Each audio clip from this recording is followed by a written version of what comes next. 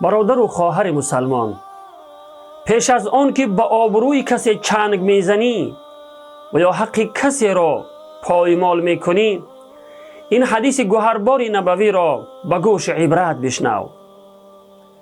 پیامبر خدا صلی الله علیه و سلم فرمودند: هر کس که به برادرش ظلم نموده باشد، خواه به آبروی او لطمه زده و یا حق دیگری از او را پایمال کرده است، همین امروز در دنیا از او طلب بخشش کند، قبل از این که روز فرا رسد که در آن درهم و دینار وجود ندارد.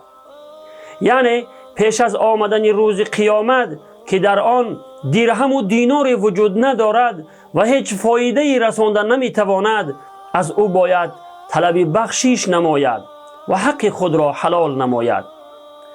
زیرا در آن روز اگر عملهای نیک داشته باشد، به اندازه ظلمی که نموده است از او گرفته می شود، و اگر عملهای نیک نداشته باشد، گناهان مظلوم را به دوش او می گذارند.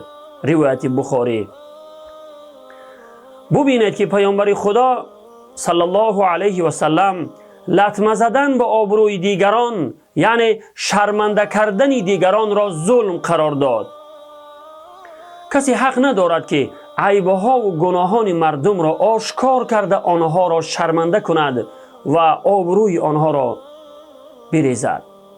ولی متاسفانه امروزها اینترنت و شبکه‌های اجتماعی انجام این گناه بزرگ را خیلی آسان کرده است.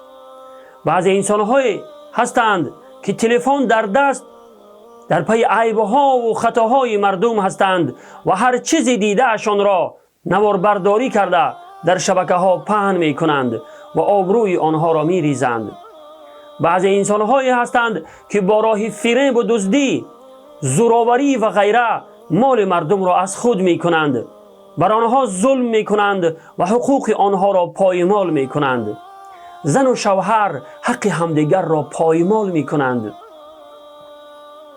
همه اینها ظلم است و هر کسی که چنین ظلم را به دیگران کرده باشد، این را بداند که اگر از آنها طلب بخشش نکند و حق آنها را واپس کرده حق خود را حلال نکند، در روز قیامت نیکی های خود را از دست می دهد یا گناهان آنها را به دوش می گیرد.